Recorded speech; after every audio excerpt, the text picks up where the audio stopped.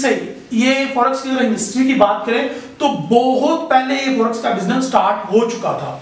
Even तब currency भी launch नहीं हुई थी जब से हम लोग फॉरेक्स कर रहे हैं और हमें पता ही नहीं है। फॉरेक्स दो लफ्जों से मिलकर बना है, फॉरेन एक्सचेंज। फॉरेन एक्सचेंज का आपको थोड़ा सा समझ आ गया होगा। फॉरेक्स जब भी आप अपनी लोकल करेंसी को एक्सचेंज करते हैं किसी इंटरनेशनल करेंसी के साथ या दूसरी किसी भी करेंसी के साथ, तो वो आप लोग अपना लैपटॉप लेके आए और हम लोग आपको ट्रेडिंग स्टार्ट करवाएं। 5.3 ट्रिलियन डॉलर डेली टर्नओवर। इसके मेजर पार्टिसिपेंट्स कौन कौन से हैं फॉरेक्स के?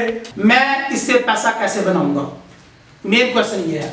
Why forex trading? मैं आपके साथ 10 एडवांटेजेस शेयर करूंगा फॉरेक्स मार्केट के। सो ये एक ऐसा बिजनेस है जिसके अंदर टाइम की कोई लिमिट नहीं है एंड कम पैसे से स्टार्ट कर सकते हैं, कोई लिमिट इसमें नहीं है।